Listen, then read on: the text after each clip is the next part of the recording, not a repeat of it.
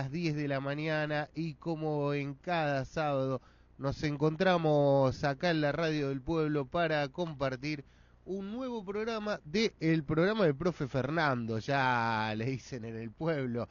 Historias, mates y algo más. Buen día, Fer, ¿cómo te va? Buen día, Juan, buen día a toda la audiencia de San Jerónimo. Por lo que veo en monitor, me encuentro solo y con un fantasma de Juan hablando por algún lado del estudio de transmisión. No sé, acá tenemos algún problemita con con el power acá. No sé qué está pasando, che. Bueno. Estamos saliendo bien por internet, no así por acá están los retornos, está la ganancia de los micrófonos. A ver ahí, profe. Ahora sí, nos escuchan en todos los medios. Ahora lo escucho perfecto. Habidos y por haber. Ahora lo escucho perfecto. Bueno, esto de querer hacer todo... Radio en vivo y hacer todo. Hoy nos faltó la compañera, porque estaba con otras actividades, pero bueno, estamos. Bueno, y ahora, por la magia de la radio y la televisión, voy a dar el salto al cuadro principal de la imagen. Sí. Si usted me lo permite. Sí, por supuesto, acá tenemos la silla ya preparada, así que ahora aparece de golpe. Como por arte de magia. Y formamos el dúo. Ahí estamos, ahora sí. Bueno, Fer, ¿cómo te va? Oh, me olvidé el termo. No, fundamental, por favor, traiga el termo de la sala de transmisión de allá. Ahí lo tenemos. Bien, la verdad que bien, con mucho frío. Yo no soy del team invierno, tengo que reconocerlo. Usted es friolento, digamos. Yo soy friolento, sufro mucho el frío, no me gusta el invierno. Hay que reconocer que, bueno, hoy pegó una helada linda y usted me dice que ayer, yo no la vi, también. Yo creo que ayer fue incluso un poquito peor que hoy. Pero la gente de campo siempre me ha dicho, yo soy ignorante en esos temas, que las heladas son sanas, son buenas para el campo porque liquidan y matan todo lo que sería los bichos y por lo tanto es menos necesario el uso después de algún tipo de insecticida, herbicida, etcétera. Bueno, la verdad que no lo sé, pero a mí por lo menos me lo decían allá en el campo del colegio, en la granja. Bueno, si lo dicen los muchachos del campo que las heladas en el campo son necesarias, son buenas. Usted sabe que este programa es un programa en el que tomamos unos mates, así que le paso acá. Me dijo, ¿qué rica yerba? Me dijo de entrada. Sí. Y yo le tengo que decir que es la misma que venimos tomando. Ah, bueno. En realidad hice un mix. Mezclé las dos últimas que tomamos. Que la verdad que por sí solas, ninguna de las dos me sugería demasiado, que eran la aguantadora. La aguantadora. La semana pasada y la otra, no sé si se acuerdan, tomamos Amanda Despalada. El paquete azul y blanco. El paquete azul y blanco. Sí, señor, me acuerdo. Si quiere los traigo, los muestro a los dos, pero bueno, están por ahí. Y la verdad que juntas hacen un buen dúo. Pero sabe que eso es muy común en las casas de familia, en donde por ahí uno se olvida de comprar yerba. Quedaron puchos y ahí. Entra a buscar, viste, los puchos que quedaron, si quedó algo del paquete en el auto del último viaje. Entonces pasa en las casas, viste, le pide el vecino, al amigo. Entonces hace así un mix de yerba mate que terminan siendo mezclas muy interesantes. Bueno, no hablé mucho de la aguantadora la semana pasada, como que la dejé pasar, medio que estábamos con otros problemas técnicos, entonces siempre tenemos problemas técnicos, y la dejé pasar, pero quiero decirlo que, primero que, sin ser una gran yerba ni nada por el estilo, para mí superó las expectativas que tenía, eso sí lo dije la semana pasada. Sí, me acuerdo. No es tan aguantadora, digamos que se lava bastante, pero también hay otra cosa que quiero decirle. Es muy irregular la molienda, muy irregular. Ajá. Tiene hojas muy grandes, palo, polvillo, como que está todo mezclado. Muy mezclado. Te da la impresión como que barrieron el secadero y metieron todo lo que quedaba, ¿viste? Y no se desperdició nada. Claro, pero haciendo la mezcla con la Amanda Despalada, que tampoco es una gran yerba, muy estandarizada, es como sintética, digamos, por decirlo de alguna manera. No es que sea sintética, sino que da la impresión como un producto casi prefabricado. No me diga. Sin personalidad.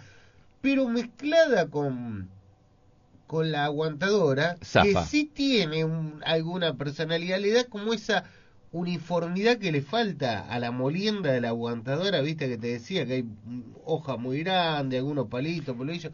Le enlantece, Y la mejora. juntas, viste, como un roto y un descosido, se juntan y mejoran Y algo. mejoran la tomada. Claro, mejoran en algo esto que estamos tomando ahora, que la verdad que zafa bastante y me gusta y espero. Y ya la hice la semana esta mezcla y es durable. Es durable, ya, ya la tiene probada. Sí, me aguanta el termo completo. Así que bueno, ese fue el tramo de mates. Me decía hoy que venimos de la Segunda Guerra Mundial. Es cierto, Y hoy vamos a hacer un salto cronológico y geográfico. Terrible, porque el último programa, los dos últimos programas, hicimos un análisis de las consecuencias de la Segunda Guerra Mundial, ¿sí? Porque bueno, había un aniversario en el mes de mayo, el aniversario de la finalización de la Segunda Guerra Mundial, el día de la victoria, como dicen los aliados. Algunos decían que era el 8 de mayo, de acuerdo si eras ruso el 9 de mayo, pero bueno, obviamente en la Argentina, cuando transitamos el mes de mayo, tenemos una efeméride que no podemos dejar de lado. También de una efeméride actual. Primero, bueno, la famosa Semana de Mayo, ¿sí? Con el punto álgido, el epicentro a partir del 25 de mayo, Cabildo Abierto, Revolución de Mayo, que marca un antes y un después en nuestra historia, ¿sí? Como nación, como naciente de nación, como ingreso a lo que es una nacionalidad luego argentina. Y obviamente también en el mes de mayo tenemos fechas importantes, o sea, de la historia actual. Si nos referimos a Malvinas, está el bautismo de fuego de la Fuerza Aérea Argentina, el hundimiento de Belgrano, el nacimiento de Eva Perón. O sea, tenemos en mayo muy surtido, o sea, para todos los gustos uno podría decir, acontecimientos que de por sí cada uno de ellos tiene una significancia, una importancia en nuestra historia realmente muy interesante, que no se pueden descuidar. Pero bueno, como esto es un programa de radio y está limitado obviamente en su tiempo, uno tiene que ser selectivo, y dentro de lo que sería la Semana de Mayo, donde tenemos el Día del Himno, el Día de la Escarapela o falsa escarapela, también vamos a hablar un poco de ese tema, nos vamos a referir un poco a lo que fue y las consecuencias que generaron la Revolución de Mayo, más allá de lo que nosotros hemos leído o estudiado cuando éramos chicos, esas imágenes románticas, ¿no?, de una plaza, ¿sí?, embarrada, día lluvioso, frío, con un montón de paraguas por todos lados, con frases muy románticas diciendo el pueblo quiere saber de qué se trata. Qué bueno, que yo creo que de última, dentro de un modelo pedagógico que hacía y apuntaba a crear conciencia nacional en la infancia, no era malo. Sí, también esos señores de la generación del 80 tenían una visión muy porteñocéntrica de cómo debe ser el país, y yo te quiero preguntar es si el pueblo quiere saber lo que se trata, de qué se trata, o si el pueblo de Buenos Aires. Claro, viste que nosotros en la historia argentina siempre tenemos como algunos bandos irreconciliables, ¿sí? Uno siempre habla de el interior, Buenos Aires, unitarios, federales, oligarquía, clase obrera. Hay siempre una polarización. Peronismo, antiperonismo. Peronismo, antiperonismo. River Boca. River Boca, bueno, si vamos a San Jerónimo sería el Atlético y el Porvenir, ¿no? O sea, siempre hay una polarización de opuestos en tensión muy fuerte, pero si nosotros queremos ir viendo, bueno, a ver, cuándo surge en nuestra historia ese antagonismo que luego se va a rivalizar muy fuerte en lo que se llama unitarios y federales, tenemos que comenzar a ir para atrás y rastrear un poco, casi yo te diría, hasta el comienzo de nuestros orígenes. ¿Qué ficha va a situar como el comienzo de nuestros orígenes? A mí siempre cuando yo daba estos temas en las clases en el colegio, mira, me llené de yerba, sí, yo siempre arrancaba desde una fecha muy importante que es el año 1776. 1776. La creación del virreinato. Sí, señor. Que no es cualquier virreinato. Primero, tenemos que tener en cuenta que España tuvo 4 virreinatos, ¿sí?, en todo lo que era la América. El primer virreinato fue el virreinato de Nueva España, lo que sería la zona de México, ¿sí? Año 1535, un virreinato que a España le aportó muchísimo dinero en metálico, oro, ¿sí? Metal metálico, muy valioso.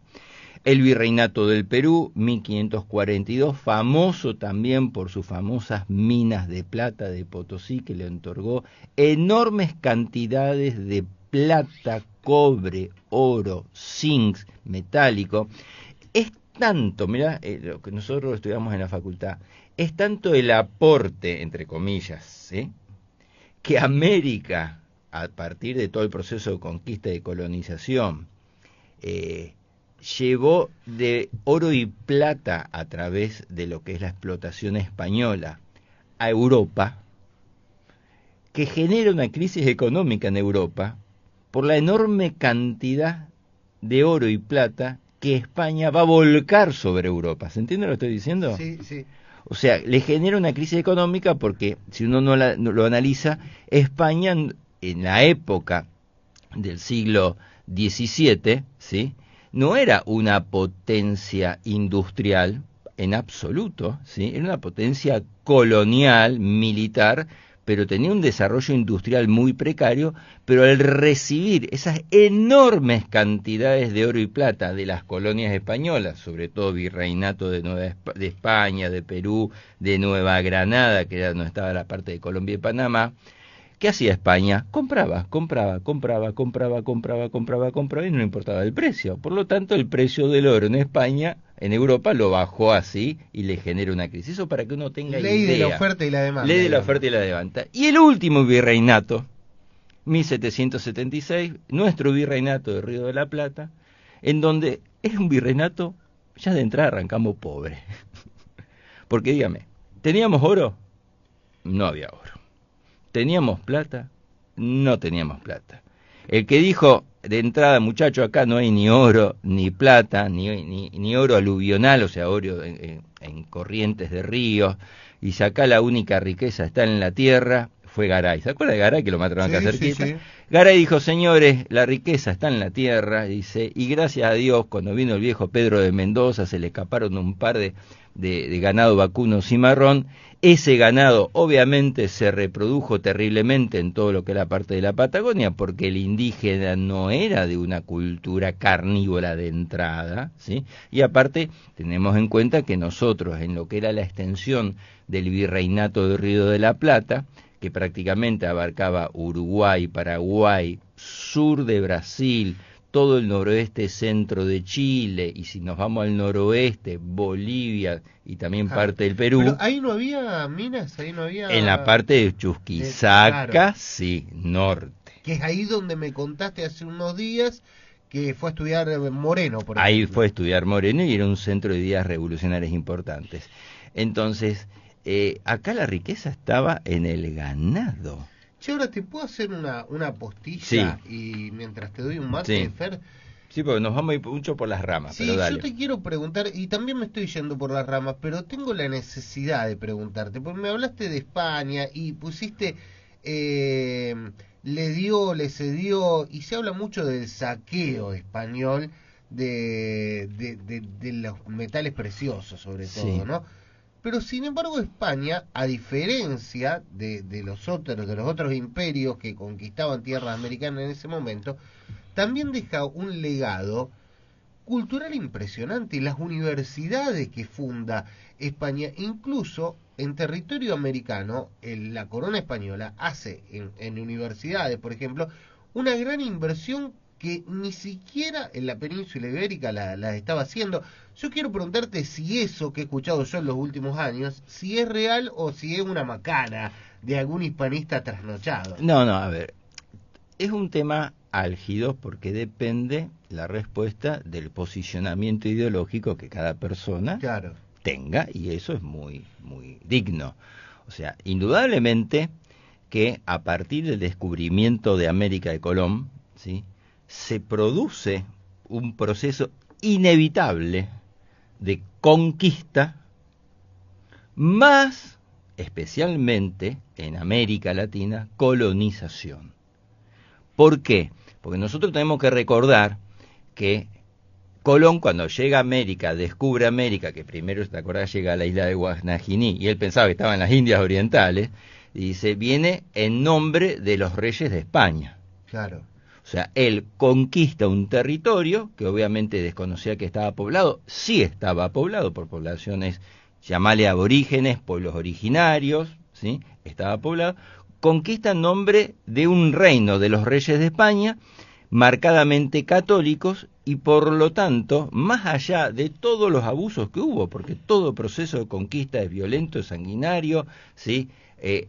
Conquista justamente es cuando una cultura, entre comillas, de mayor desarrollo, obviamente absorbe y domina una cultura de menor desarrollo, que en este caso eran los pueblos originarios, pero aporta todo un bagaje cultural muy importante, tanto desde el punto de vista, como vos decías, cultura, educación, como desde el punto de vista también jurídico-normativo, porque todo estaba regulado férreamente desde España por el famoso Consejo de Indias y las leyes de Indias que reglamentaban todo, porque había un concepto principal que es la diferencia que podemos encontrar por ahí con los procesos de conquista desde los estados de América del Norte, en donde, como esto era dominio de la corona española, reyes católicos, y esto lo decía muy bien la reina Isabel, la población existente o preexistente, claro, pueblos originarios en América Latina, eran considerados, por lo menos normativamente era así, súbditos de la corona española,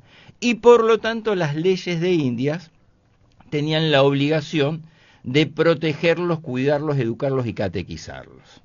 Vos me decís, sí, muy lindos los papeles, por supuesto, o sea, muy lindos los papeles, pero en los papeles estaba establecido, y por lo tanto lo que dejaba abierto también, obviamente vos no le podés pedir una actividad evangelizadora a un conquistador, un colonizador, que viene con una espada sobre la cintura, ¿sí?, sino que deja abierta todo un proceso de aculturación muy importante, de desarrollo de cultura, hecho fundamentalmente a través de la Iglesia Católica, claro, con abusos, excesos y aciertos, porque no vamos a desconocer que lo hubo.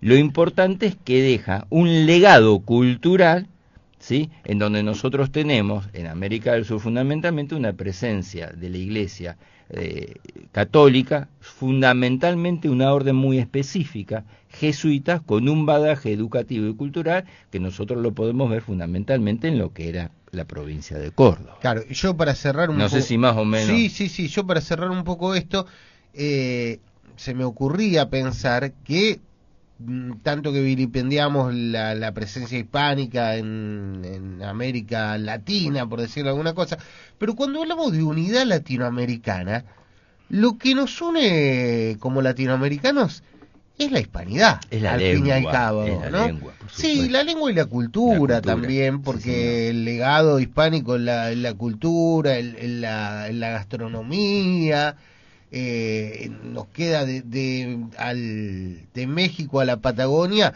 por la presencia hispánica. Eso es sin indudable. Duda, no lo podemos desconocer. Bueno, y ahora sí, te cerramos este capítulo de hablando de bueyes perdidos. No, pero esto es muy importante porque yo te decía, bueno, 1776 nosotros tenemos el virreinato más pobre de todos, ¿sí? Porque decíamos, no hay riqueza, no hay oro, no hay plata, y dice... ¿Por qué? Porque el virreinato de Río de la Plata surge como un virreinato con un objetivo puramente estratégico defensivo, que es decir, colocar una unidad política militar en la desembocadura del Río de la Plata, ¿sí?, que en realidad geográficamente representaba las espaldas del virreinato más importante que tenía España en América del Sur, que era el virreinato del Perú, que era la base y la sede de las riquezas mineras a través de las minas de Potosí, cuyos, obviamente, y esto hay que decirlo, ¿sí?, la mano de obra era la mano de obra indígena, ¿sí?, terrible, en trabajos realmente de altísimo riesgo, en un sistema de trabajo que llamaba la AMITA, en donde todas las poblaciones indígenas, en un momento a los mayores de edad, tenían la obligación de entregarlos al encomendero español para trabajar en las minas de plomo. Imagínate si son peligrosas las minas ahora, lo que tienen que haber sido en aquella época, las enfermedades, los derrumbes, los accidentes, sí, los problemas respiratorios, pero tenían la obligación de prácticamente suministrar una apertura de trabajo de 5 años en donde la mayoría no volvía a sus lugares de origen. Esto es real, pero a partir de este trabajo terrible de mano de obra indígena, España obtenía una enorme cantidad de plata, de riqueza, por lo tanto era necesario defender ese virreinato por el lado de sus espaldas. Entonces uno dice, ¿defender de quién? Y defender del archienemigo del Imperio Español. ¿Y quién era el archienemigo del Imperio Español? Y los queridos amigos ingleses, que obviamente siempre observaban todo el mundo, pero sobre todo este lugar, este espacio del mundo, como un lugar estratégico muy importante para poder poner sus pies. Ahora, y en ese, vos me nombrás a los ingleses, pero hay otras potencias coloniales. Francia, Portugal, Holanda. Holanda se ubicó en las colonias de lo que son y Francia, de las Guayanas, que se encuentran al norte de Brasil, ¿sí? Sí, y en las Antillas. Las Antillas. El trato que tanto Holanda como Francia en esa región de las Antillas, con epicentro en las Guayanas, dispensó a las poblaciones nativas, fue tan extremo que prácticamente diezmó la población nativa, la aniquiló la población nativa, porque no había ningún freno, digamos, de leyes de Indias para ellos, porque su objetivo era puramente y exclusivamente comercial. Sí. O sea, como para poder diferenciar un poco sin justificar las cuestiones que pasaron en la conquista española. Sí, pero bueno, está bien que lo pongamos en contexto, ¿no? También porque la Iglesia también, que vos me nombrás a los jesuitas, ¿no? Viene también a imponer una moral que prima en esas cuestiones. Sí, viene a imponer una moral, viene a imponer una religión. O sea, cualquier indigenista diría, a nosotros nos impusieron un modelo de vida, nos impusieron una religión, cuando nosotros teníamos un modelo de vida y teníamos nuestra propia religión. Sí, es verdad.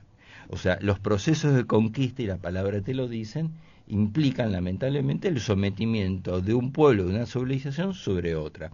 Esto no solamente ocurrió acá, esto ocurrió en todo el mundo y es un poco el proceso de la historia de la humanidad. Yo con esto no lo justifico, lo que digo, bueno, tenemos que interpretar hechos históricos en función del contexto y la cosmovisión de ese momento, ¿sí? Para poder interpretarlo. Después vos me podés decir, de acuerdo a tu escala de valores, yo acuerdo con esto, no acuerdo con esto, de acuerdo a tu ideología y posicionamiento político, yo acuerdo con esto o no acuerdo con esto, o habría que entregarle la Patagonia a los pueblos originarios. Eso lo podemos discutir, pero o sea, los hechos históricos fueron estos y es importante interpretarlos de acuerdo a lo más preciso y objetivo de un análisis histórico. Bueno, estamos en el virreinato más pobre. Estamos en el virreinato más pobre de todos, totalmente defensivo. Por lo tanto, lo primero que hace España, fundamentalmente como hacía en toda la región de Antillas, que esperaba los ataques de las potencias enemigas, que como dijimos recién, Francia, Portugal, Inglaterra, es construir un fuerte. Y construyen un fuerte primero sobre la base de lo que había sido el viejo fuerte de Garay, ¿sí? Pero construyen un fuerte en forma de estrella. ¿Y por qué en forma de estrella? Porque en forma de estrella, en lo que es estrategia militar, es la manera más fácil para defender una de las puntas. O sea, si cae una punta, tenés las otras puntas de la estrella que te pueden defender y atacar. Y ese fuerte, en forma de estrella, muy humilde, pero fuerte en fin, se llamaba Juan Baltasar de Austria. ¿Sí? Comienza alrededor sobre la base de 1594, se reconstruye sobre 1713, y es muy importante tener en cuenta porque ese fuerte pasó mucha historia, porque como era la unidad militar, era la sede del poder político.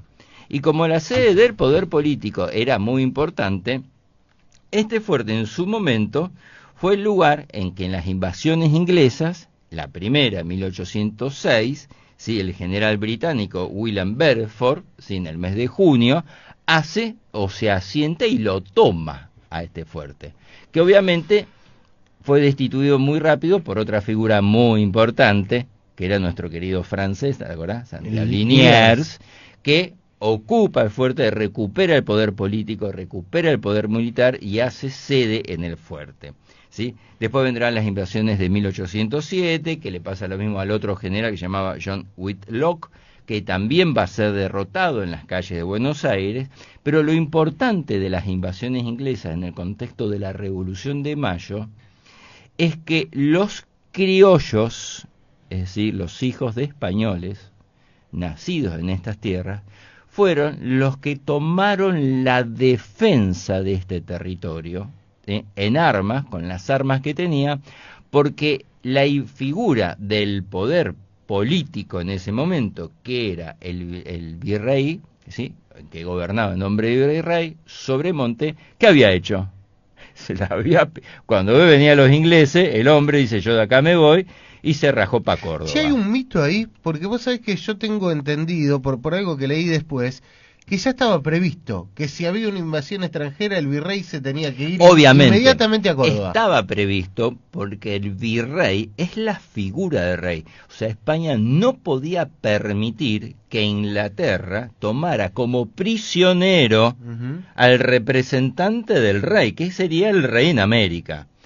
Ahora, la consecuencia de eso, de no haberse quedado en la defensa, es como que vos estás cediendo, ¿sí?, como yo lo decía muy bien, en los criollos, ¿sí?, el poder para defenderte.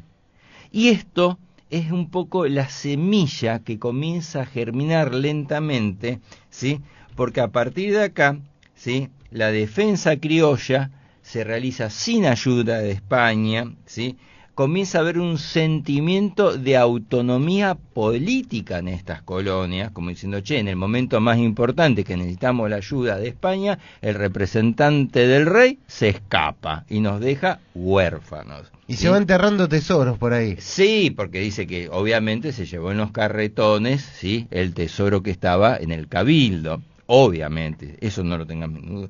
Pero también da lugar al surgimiento de las milicias criollas, que estaba limitada. Obviamente esto implica un debilitamiento de la autoridad virreinal y a partir de las invasiones inglesas surge algo muy importante, que es el batallón de patricios voluntarios urbanos de la ciudad de Buenos Aires, que es lo que conformaría después el regimiento patricios, es decir, las familias importantes, ¿sí?, y muchas familias que por ahí no tenían un posicionamiento económico, aportan sus hijos en esas milicias urbanas, el cual significaba la capacidad de poder defender tu propia tierra. De ahí viene la expresión familias patricias. Familias patricias. Patricia es el origen, los paters de familia, los padres de familia, los orígenes de un pueblo. ¿Qué pasa? Este regimiento de patricios, liderado por una figura muy importante, o casualidad, Cornelio Saavedra, ¿sí?, que aparece a partir de las invasiones inglesas con una importancia no solamente militar, sino con un ascendente político muy importante, y va generando la semilla interna de lo que va a ser después la Revolución de Mayo. Eso por un lado. Por el otro lado, siempre nos han dicho que había consecuencias, había situaciones en Europa que obviamente adelantan el proceso revolucionario. Pero acá quiero hacer una aclaración. No existe ningún proceso revolucionario en el mundo si primero no está cimentado por un cuerpo de ideas. ¿Se entiende lo que estoy diciendo? Sí. O sea, las revoluciones de Mayo y las revoluciones que se comienzan a dar en todas las colonias españolas en América, ¿sí?, tienen un germen, ¿sí?, ideario, ¿sí?, que parte del proceso de Revolución Francesa, ¿sí?, que se suman al concepto de el regreso de la soberanía popular, que son en parte las ideas que se llamaban en Europa de la Ilustración en contra de los absolutismos monárquicos. Es decir, que el poder para un pueblo viene del propio pueblo que elige a quien lo va a gobernar y no un poder divino en una familia real de descendencia absoluta. ¿Se entiende la diferencia? Sí, sí. Obviamente, en España todos sabemos, nos han contado en 1808, el demonio europeo, Napoleón, en realidad vos sabés que no invade España, su objetivo no era invadir España, el objetivo era invadir Portugal, porque Portugal sí comerciaba libremente con el enemigo de Francia en ese momento, que era Inglaterra. La idea de él era entrar por España para atacar a Portugal, pero cuando entra por España dice, che, tengo una oportunidad terrible porque veo que la monarquía española está en plena crisis, ya que está, me quedo e invado España. Y esta, nos dice la historia, la famosa farsa de Bellona, que es una farsa en donde se obliga al rey en ese momento, a Carlos IV y Fernando VII, su hijo, a abdicar en nombre de Napoleón. En realidad abdica en nombre del hermano de Napoleón, que se llamaba José Botella. Pepe Botella, el que famoso Pepe los Botella. españoles, para ridiculizarlo, como era petizón, no tenía cuello, así medio barrigón el hombre, le decían José Pepe Botella.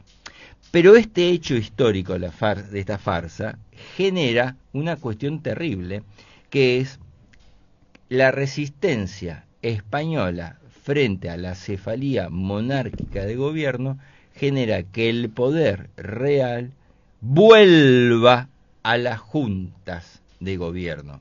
Específicamente voy a hablar de la Junta de Sevilla. ¿Por qué?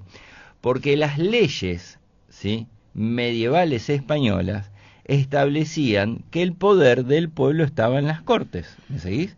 Y las Cortes delegaban ese poder en una persona que era el rey para gobernar.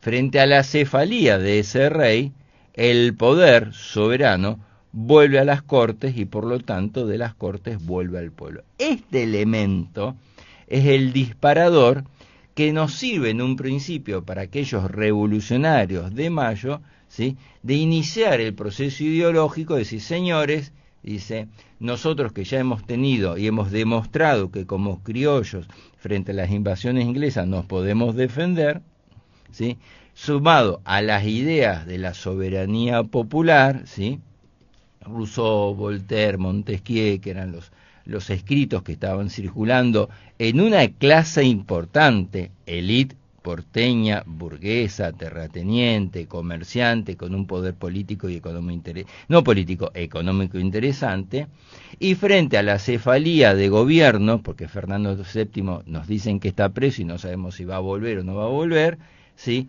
el poder en las colonias, ¿sí?, volvería a lo que serían las Cortes fundamentalmente, y en este caso, obviamente, nos estamos refiriendo a la figura de los cabildos y el virrey. Por lo tanto, era estratégico hacer renunciar al virrey, que en ese momento era Cisneros, ¿sí?, para que ese poder vuelva al pueblo. Y mientras tanto vemos, o sea, ahí comienzan las dos posiciones del proceso de Revolución de Mayo, diciendo, bueno, a ver, el poder vuelve al pueblo, mientras nosotros esperamos que vuelva Fernando VII, y posiciones mucho más radicalizadas. Hablamos de Mariano Moreno, ¿te acuerdas que tuvimos un programa de Mariano Moreno? Y dice, señores, nosotros tenemos que dejar de ser colonia dependiente de la metrópoli española, porque esto nos permitiría un montón de beneficios y aparte es necesario independizarse de un poder monárquico. Esto sería todo un proceso, ¿verdad? Ahora, el virreinato en general no solo abarcaba a la ciudad de Buenos Aires, ¿no? Claro. ¿Qué pensaban el resto? Ahí porque yo lo estoy viendo como una punto. revolución muy porteña. Ahí está el punto. A ver, nosotros en Buenos Aires tenemos la sede de poder político-militar, por eso yo te hablé del fuerte, te hablo del Cabildo, que era el epicentro político, y toda ciudad importante del interior tenía un cabildo muy importante, y lo estamos viendo, el viejo Cabildo, ¿sí?, con las dos salas, digamos. Con las dos salas tenía, creo, si no me equivoco, de cada lado cinco líneas de arcos, o sea, el Cabildo ahora está mucho más reducido, y la torre, lo estamos viendo en imagen, era mucho más elevada, no era la altura que tiene actualmente, pero era como la municipalidad. Claro, y se ve en la imagen que estamos compartiendo ahora, la plaza, la actual Plaza de Mayo, que después de la revolución, después de las invasiones inglesas se llamó Plaza de la Victoria, que todavía no tiene la recoba que va a tener después. Claro, ¿no? esto es importante lo que vos me estás diciendo, porque a ver, lo que hoy nosotros conocemos en el espacio geográfico de la Plaza de Mayo, ¿sí?, En realidad, sobre el río estaba el fuerte. En esa zona del río, separado del otro lado, tenemos el actual cabildo. Claro. En el medio de los dos, o sea, equidistante entre lo que sería el fuerte, actual casa de gobierno, porque la casa de gobierno, Casa Rosada, fue construida sobre los cimientos del fuerte. Si uno tiene oportunidad de ir a Buenos Aires, ¿sí?, está el famoso museo del fuerte de abajo, Sí, donde están las ruinas. donde Incluso. están las ruinas, donde están restos de lo que era el fuerte de Buenos Aires. Esto es muy lindo para verlo. El Museo del Bicentenario. El Museo Bicentenario. Y en el medio había una serie de arcadas que se llamaban La Recoba, que dividía una plaza de la otra. La del fuerte, como vos bien lo dijiste, se llamaba Plaza del Mercado, y la del Cabildo, Plaza de la Victoria, ¿sí? En el medio La Recoba, y La Recoba era un lugar de comercio, porque, a ver, era un lugar de centro de parada comercial, porque tenías el puerto ahí, las líneas de carreta, o sea, era el meollo de la actividad política, económica y militar de la ciudad de Buenos Aires, una ciudad que tenía puerto. Y el hecho de tener puerto le implicaba tener un movimiento económico muy importante que lo diferenciaba obviamente del interior del país, ¿sí? Esto es importante destacarlo. Está muy bien lo que vos me dijiste, o sea, Plaza de Mayo por un lado, Plaza de la Victoria, donde estaba el Cabildo, el medio de La Recoba, que después va a ser derruida, que es el centro de actividad comercial, y después la Plaza del Mercado, que estaba al fuerte. Que es una plaza que puede... un día tenemos que hacer un programa sobre la Plaza de Mayo. Uf, Específicamente, porque es una plaza que cuenta nuestra historia. ahí tenés toda la historia. Desde la Revolución Inglesa, desde las invasiones inglesas hasta 2001, todo pasó por ahí. Todo pasó por ahí. Siempre pasó todo por ahí. Y vos me preguntabas, che, ¿y qué pasa con el interior? Bueno, para hacerlo más breve tenemos, bueno, por un lado, una de las primeras se le exige a Cisneros su destitución, ¿sí? Se forma, como ya sabemos, una junta revolucionaria, que luego se llamaría Junta Grande, grande en el sentido que uno de los primeros dictámenes que pone esta Junta Revolucionaria, cuyos actas se firmaban nosotros los súbditos de Fernando VII, porque decíamos, vamos a aprovechar este periodo de ausencia del rey de España, firman y se saca una circular muy famosa, que fue la circular del 27 de mayo. Esa circular del 27 de mayo que se emitió a través de Chasqui a todo el interior de lo que era el virreinato. Y te voy a mencionar los puntos más importantes del interior. Estamos hablando de Córdoba, Salta, Potosí, La Paz, Cochabamba, Paraguay, Tucumán, Montevideo. Esa circular decía, por nada, exigía, escuchá la palabra, el reconocimiento de las autoridades revolucionarias que habían destituido, ¿sí?, el poder español. Exigía. Y por el otro lado, ¿sí?, se solicitaba enviar representantes a una junta que sería la Junta Grande. Cuando vos ves la palabra exigía, uno dice, che, pero ¿qué ocurre acá? ¿Quién sos vos para venir a exigir? Claro, evidentemente, la realidad económica, política y social de lo que era Buenos Aires, que era el hervidero de todo esto, donde llegaban las noticias de ultramar 2 meses después, en algunos casos, sobre la destitución de Fernando VII, ¿sí?, que era el centro también de la vida cultural intelectual, no era la misma realidad que el interior. Nosotros somos un país extensísimo. Imagínate en aquella época, ¿sí?, las enormes distancias que implicaban conectar Buenos Aires con Córdoba, Buenos Aires con Mendoza, Buenos Aires con Salta, Buenos Aires con el noroeste, Buenos Aires con Paraguay.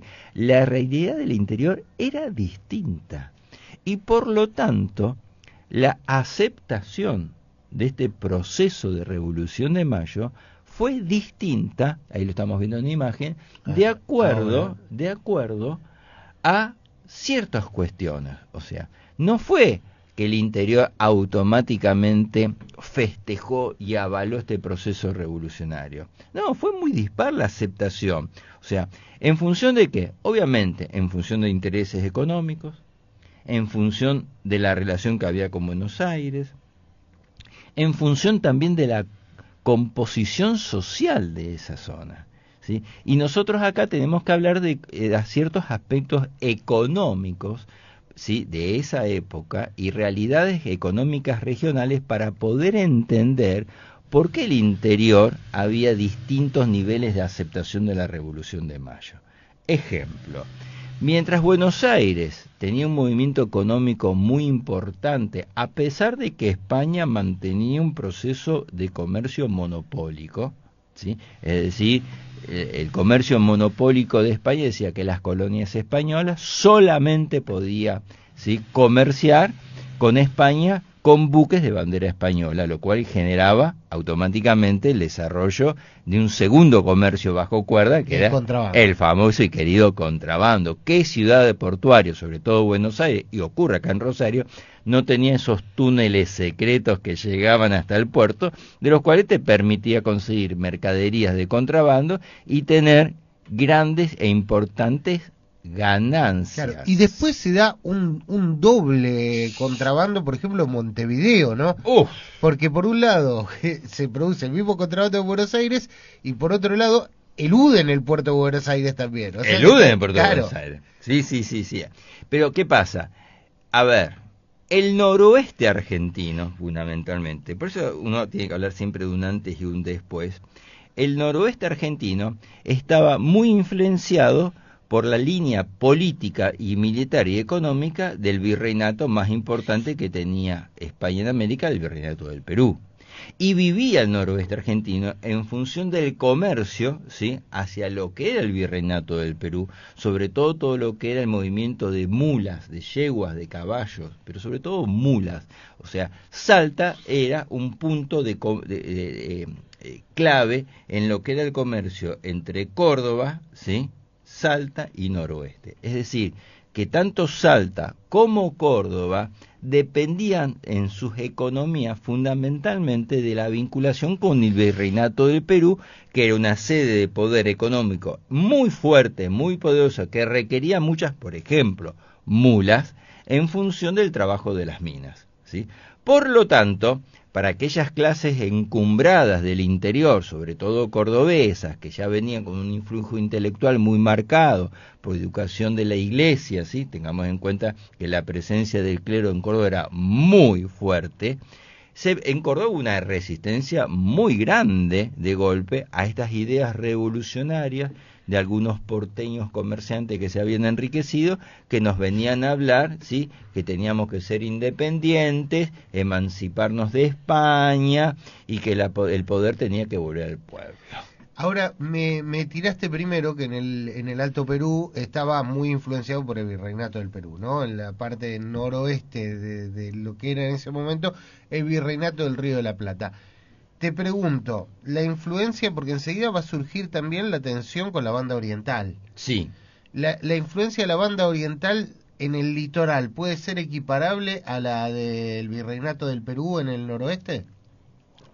En parte sí, con la diferencia, vos fíjate, que la banda oriental, ¿sí?, surge una figura fundamental.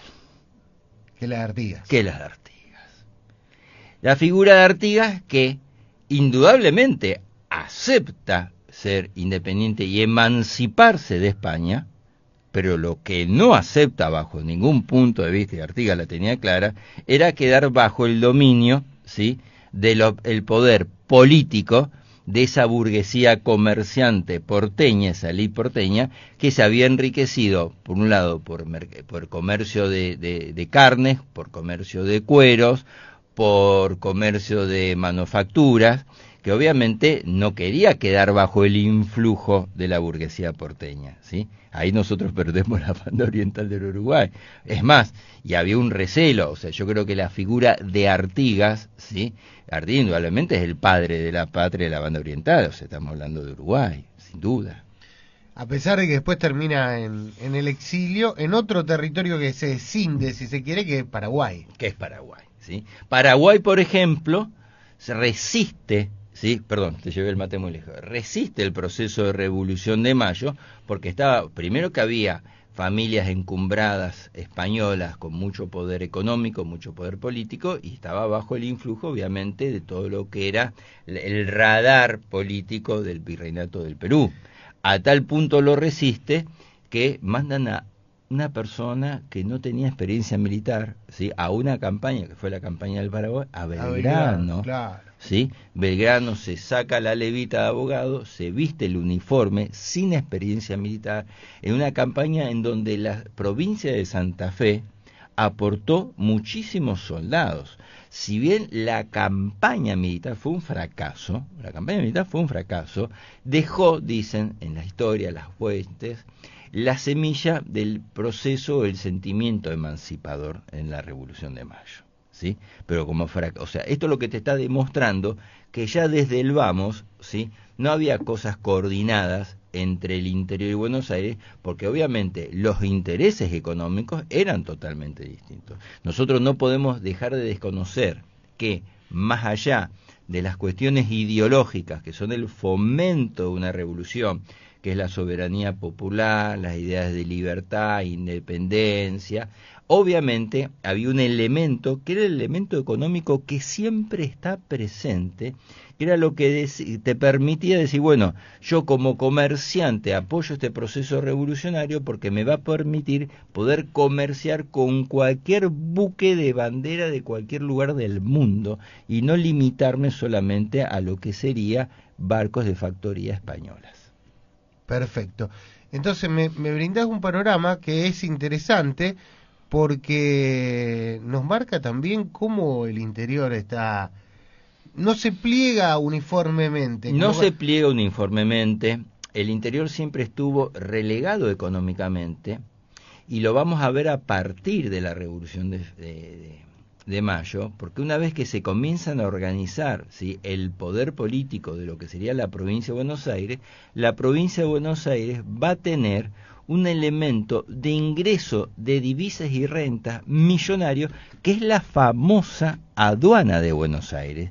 Y durante muchos años va a haber esa enorme discusión si las rentas de la aduana de Buenos Aires le corresponden a la provincia de Buenos Aires o le corresponden a la nación, porque tienen que nacionalizarse, porque es la aduana que a través de los impuestos de ingreso y salida de mercadería recauda una enorme cantidad de poder económico. Sí, podríamos hablar un tema que también fue importante en los últimos años y que vuelve a ser importante esta semana, que es el de las retenciones a las exportaciones de cereales, ¿no?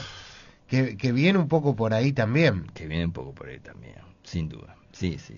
Ahora, en el panorama este que me planteás una resistencia, por ejemplo, de Córdoba. Nosotros como santafesinos estamos un poco más cerca de los ideales revolucionarios. Sí, Santa Fe se plegó rápidamente a lo que son el proceso revolucionario, porque Santa Fe, ten en cuenta que también, sobre todo con respecto a Rosario, tiene un movimiento portuario, el cual se veía enriquecido, sobre todo por el comercio con el exterior, en un principio comercio de carnes, ganado en pie, ¿sí?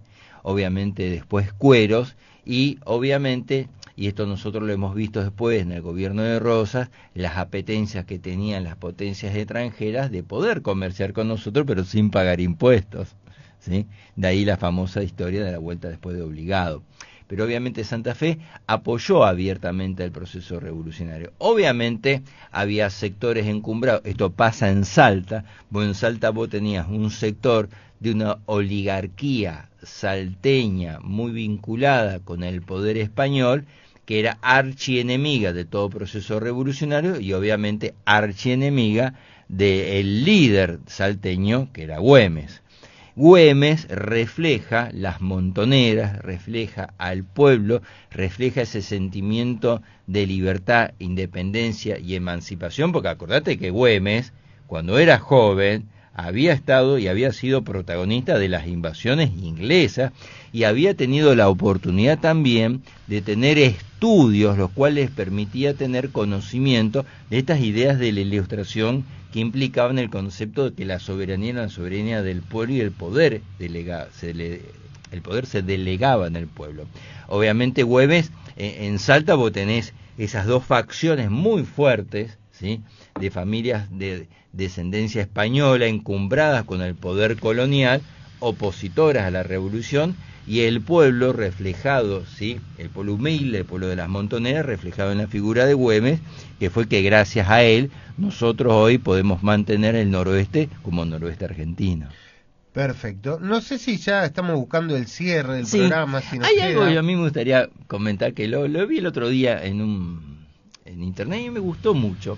Viste que cuando nosotros estábamos en la escuela, el tema de pedagógico de la Revolución de Mayo era por ahí muy visual, el cabildo, que llovía, las calles embarradas, un montón de paraguas. En realidad siempre hay una discusión primero con el tema del paraguas.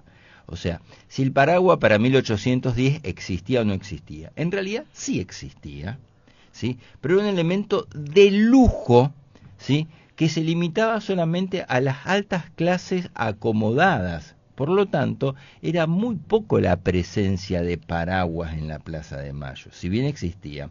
Lo que sí es cierto que en ese momento sí aparentemente llovía. La mayoría de la gente en esa época, ¿cómo te cubrías de la lluvia? Con algún capote impermeable, entre comillas, porque las telas impermeables no existían, o algún sobrero de ala ancha o el poncho, y punto, ¿sí? Pero hay dos figuras muy pintorescas que a nosotros nos enseñaban que eran las que repartían alegremente y románticamente por la Plaza de Mayo las escarapelas, que son Domingo French y Antonio Beruti. Los chisperos. Viste que siempre aparecen los dos juntos, como Sí, el dúo dinámico. sí. Nunca se habla. Yo a veces por un lado, hasta no. llegué a Cuando pensar vos decís, que eran la misma ¿viste? persona. El dúo dinámico, Como- Batman y Robin como Ortega y parece. Gasset. Claro, ¿viste? Vos decís, cuando hablas de Domingo de French y Beruti, no, son dos personas distintas, pero la historia nos dice que eran dos amigotes, acomodados, de familias comerciantes. French había tenido, creo que, no, Beruti había tenido estudios, o sea, que tenían un posicionamiento económico importante porque provenían de familias acomodadas, algunos en la estructura colonial, política, otros a través del comercio. Dicen las fuentes de la historia que estos dos amigotes eran terribles. Que son estos que estamos viendo en pantalla, ¿no? Que Por son otra estos parte. que estamos viendo por ahí en pantalla. Eran terribles, eran unos fiesteros bárbaros, dice, que antes del proceso de las invasiones inglesas, los muchachos tenían, te imaginas, mucha pinta, plata, ascendente familiar. Por lo tanto, cuando iban a las fiestas, los asaltos de aquella época, les llamaban tertulias, ¿sí? Que era la única oportunidad donde las mujeres de clase adinerada, sí, y refinada tenían la oportunidad de codearse y conocer y ver a algún hombre. Estos tipos hacían desastre entre las españolas. Eran terribles, ¿eh? Ah, la pucha. No, los tipos eran ásperos, o sea, donde ponían el ojo ponían la bala. Pero, obviamente, tenían todo, tenían pinta, facha, dinero, ascendencia. Cuando llega el momento de la revolución, de las invasiones inglesas, no se quedan en las casas. Ah, no. No. ¿Salen no. pero salen a bancar la Sí, parada o...? Salen a bancar la parada, Ah. juntos, viste, cuando yo te hablaba del regimiento de patricios, Ujú. ellos en realidad no entran al regimiento de patricios, sino que... ¿Pero porque no les daba el pineo o por otra...? Yo creo que es una cuestión de independencia, viste, decían, no, nosotros, porque formar parte del regimiento a patricios implicaba Una disciplina entrar que los en muchachos no una tenían. disciplina Claro. militar estricta a los sanmartinianos sin que haya llegado todavía a San Martín. Ellos ya eran de espíritu más libre, forman un grupo, algunos le pueden decir de insurgentes, algunos decían grupo de choque, que algunos los mencionan como los infernales, otros los refieren como los chisperos. Chisperos es importante porque en aquella época los mosquetones, ¿sí?, que se hacían, se cargaba la bola a bancarga, o sea, por el caño y se bajaba, necesitaban en el gatillo una chispa con pólvora, ¿sí?, para que la bala tuviera la explosión y saliera la bala. Entonces algunos lo llamaban los chisperos en relación al dispositivo de cómo se disparaba un mosquetón. Otros le llamaban los infernales, que tuvieron un protagonismo defensivo en las invasiones inglesas, que pusieron el cuero, ¿sí?, y juntaron a más de 500 amigotes entre ellos, ¿sí?, de los cuales defendieron, ¿sí?, a la ciudad, a su ciudad, la ciudad de Buenos Aires. Muchos de ellos, como tenían poder económico, caballo. No cualquiera tenía un caballo en esa época. La cuestión, que después de las invasiones inglesas, French y Beruti comienzan a hacer lo que sería hoy la insurgencia política. Porque vos, para llevar la gente a la plaza en un día de lluvia, cuando vos no tenés internet, no tenés redes, no podés autoconvocar la gente, no tenés WhatsApp, la tenés que asusar a viva voz. Sí. ¿Se entiende lo que yo estoy diciendo? Bueno, un poco se sigue usando, ¿no? Se sigue usando, pero hay bueno, políticos acá del pueblo que pagan remise para que vaya la gente del pueblo y de otro lado, de una remise. costumbre. Bueno, entonces, entre ellos estaban estos dos muchachos, French y Beruti. ¿Me la habré mandado con esto que dije? No sé, bueno. En que le queda capa el sayo, que se lo ponga, ¿no es cierto? Le hicieron de todos los partidos. De todos los partidos. Es una práctica política habitual. Pero son los sucesores de French y Beruti. Claro, y estos muchachos, ¿viste? Fueron ese grupo de choque, de presión, de movilización. Él, más todos sus compañeros que en la época de las invasiones inglesas habían formado un grupo, te decía recién, los insurgentes, los diablos, los infernales, que algunas de las anécdotas cuentan que como ellos estaban en el tema de comercio y que por lo tanto sabían lo que era comerciar, ¿sí?, en comercio negro, estaban los túneles y abren un túnel, como que se lo dejan pintado los ingleses y dicen: muchachos, ustedes entran por este túnel que está acá en la boca del puerto, llegan hasta el centro de Buenos Aires, se mandan los ingleses, y los tipos lo habían dinamitado con ayuda de los jesuitas e hicieron volar a más de 100 ingleses. O sea que los tipos eran de armas tomar, eran bravos, no era la imagen de French y Beruti repartiendo escarapela. En realidad, aclaremos, era un grupo de choque, un grupo reaccionario, un grupo movilizador, un grupo, digamos, radical morenista, que había tomado las ideas fervientes de Moreno, que luego se transforma en lo que se llama algo muy importante, la Sociedad Patriótica de Bernardo de Monteagudo, que toma las ideas morenistas, que son las ideas, para que la gente lo entienda, las ideas de Moreno, de la revolución, eran las ideas extremas.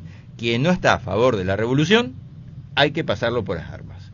Caso Liniers, fusilado.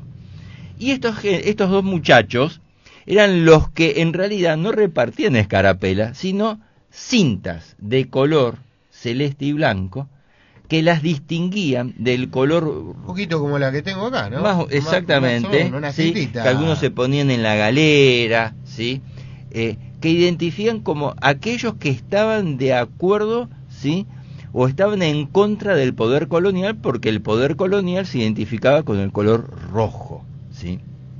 Entonces ellos asusaron a la gente y movilizaban a la gente, y se podía, obviamente, en la Plaza de Mayo, que todavía no se llamaba Plaza de Mayo, vos tenías de todo, tenías gente que había ido para apoyar a Cisneros, es decir, estructura colonial español, ¿sí?, y gente que había ido con la idea de ese movimiento revolucionario, ¿sí?, de derrocar a Cisneros. Entonces había que identificarlo de alguna manera. Qué mejor que las cintas de color, y qué mejor que estos dos personas realmente, que es French y Beruti. Y copar la parada, ¿no?, de la plaza. Y copar la me parada. Me llevaste al 1 de mayo de 1974, ya que hablamos de mayo, ¿no? Donde están los montoneros, como que hay que tomar el poder, hay que demostrar, en esa plaza tiene que ser el teatro que muestre las diferencias. Indudablemente, todo aquel que estudie historia argentina, si no analiza la importancia simbólica y real de la Plaza de Mayo, es como que te quedás por la mitad. Es impresionante, impresionante. Porque la plaza tiene un significado, es decir, ganamos el Mundial de Fútbol, ¿a dónde vamos a festejar? Sí, o a la plaza o al obelisco. O al obelisco. Pero la plaza es más política. La plaza es política, la plaza pero es... así como Messi, eso podemos decir. El apoyo del gobierno, derrocamiento del gobierno, me acuerdo lo terrible que fue en la época de la caída de gobierno de la Rúa, por ejemplo, Isabel cuando tiene que salir desde Fue la última, quizá la de la Rúa, la última gran manifestación. La última gran manifestación. Pero el 17 de octubre del 45. 45. Todo cuando hablamos de Malvinas. El bombardeo de la Plaza del 55, el antes y después de Malvinas, de los de abril, o sea, el 30 de marzo, la Plaza del 30 de marzo es muy importante. La también. Plaza del 30 de marzo, o sea, la plaza siempre tuvo una significación simbólica política muy importante. La asunción de Alfonsín y el levantamiento de Semana Santa. El levantamiento de Semana Santa, cuando Alfonsín salió de los balcones. Felices Pascuas. La casa está en orden, ¿sí? Sí, sí. Indudablemente la Plaza de Mayo tiene una significancia que arranca, yo te diría, a partir de esta fecha. Bueno, sí, y yo lo entraría incluso antes, porque también las invasiones inglesas...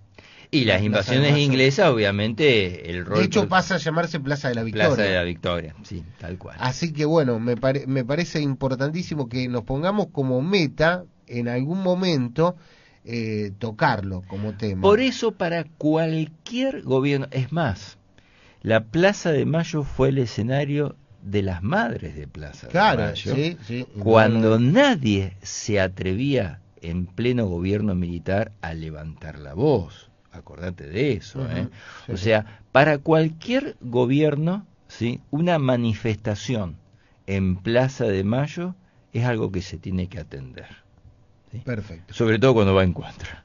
Sí, yo te había sugerido, siempre, esta es una cuestión que hacíamos antes mucho y que después como le dejamos de hacer. Estamos cumpliendo un año de programa. Es cierto. Estamos cumpliendo en estos días un año de programa. Arrancamos justamente hablando de la Revolución de Mayo con otro enfoque, si se quiere, distinto al de hoy. El enfoque de hoy me pareció muy interesante porque me parece que te da una visión mucho más amplia y que saca del foco de la escena a los próceres de Mayo. No tienen el reflector Moreno, Castelli, Belgrano, Saavedra encima. No hablamos de ello y hablamos más de cuestiones que me nombraste, que me parecieron muy importantes, porque me parece que es uno de los motores fundamentales de la revolución, que es el motor económico, sin lugar a dudas. Toda revolución en el mundo tiene una base económica. Bueno, yo siempre hablaba de un librito, antes te decía, me gustó este libro, me gustó este otro, y quiero sugerirle también al público que quiera seguir investigando sobre la Revolución de Mayo este libro, que se llama Revolución y Guerra, que es de Tulio Alperindongui. Uno de los historiadores contemporáneos argentinos más importantes y serios. Vos podés acordar o no con su punto de vista. Que no acordamos, por otra parte. Podés acordar o no, pero el análisis, la objetividad y el nivel intelectual y académico es inobjetable. Y aparte, pone en escena todas estas cosas de las que venimos hablando, la cuestión económica, cómo reciben las provincias, que después fueron la provincia unida del Río de la Plata, cómo reciben la revolución. Así que el que pueda, es un libro muy popular, está en la web subido, se puede bajar.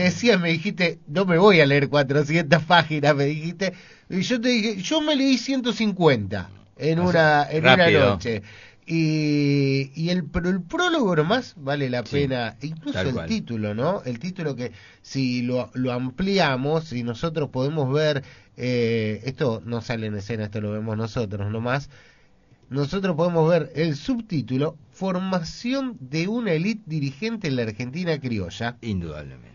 Es un poco lo que deja la Revolución de Mayo también. Indudablemente, porque, y ya como colofón, ¿no?, la Revolución de Mayo marca el surgimiento de una élite política dirigente vinculada con el comercio, vinculada con los terratenientes, vinculada con el comercio de carnes, vinculada con la exportación e importación, a partir del puerto de Buenos Aires como entrada y salida de mercaderías, que marca deja una diferencia muy, muy marcada, ¿sí?, con el resto del interior, que obviamente no podía competir ni desde el punto de vista económico ni desde el punto de vista político. De ahí que en el interior surgen las famosas figuras de los caudillos, que toman las armas para poder, en ese naciente del federalismo, poder hacer respetar los intereses de un interior que obviamente desde un principio se veía absorbido por los intereses porteños o del Puerto de Buenos Aires.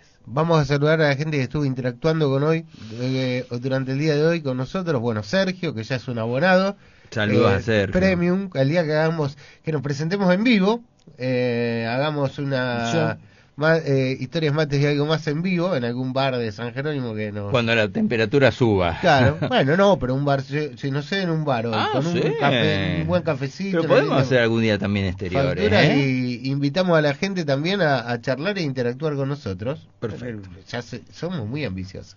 Es el abonado número 1. O sea, es el abonado número 1. Después Johnny, un abrazo grande Johnny que también nos saludaba. Johnny. Luis, que nos dice muy bueno el programa, y gracias, Jorge, Luis, que también nos saludaba en la jornada. Saludos a todos y muchas gracias por seguirnos. Que nos saludó y que está siguiendo el programa. Y no sé, seguramente tenemos algún like también, que después vamos a la Juli, un beso. Juli. Que está viendo, desde hace un ratito. ¿No nos quedó nada más? Creo que no, hay mucho para hablar, pero bueno, hicimos un pantallazo general. En una hora más no se puede. Y ahora me tiene que sorprender. Y ahora llega el momento en el que tengo que hacer esto rápido, porque si lo dejo un ratito más, viene Don Facebook y te lo baja. Viene la Warner, las compañías discográficas, claro, y nos bajan. Y te pide los derechos de autor, seguro. Así que le vamos a contar para la gente que lo ve en YouTube, que vamos a poner el tema que yo dictatorialmente elijo cada vez que termina este programa, que generalmente es un tema de rock nacional, y que me parece que el año pasado puse el mismo, pero yo creo que va la ocasión. Sí, no podemos, tenemos un tema que tiene un nombre, que es un tema icónico del rock nacional, tiene un nombre que va de 10 con este programa que hicimos hoy, que es Charly García y Cerca de la Revolución. Temazo. Fer, un abrazo grande, nos vemos el sábado. Hasta el próximo sábado. Con otras historias, con otros mates y con algo más.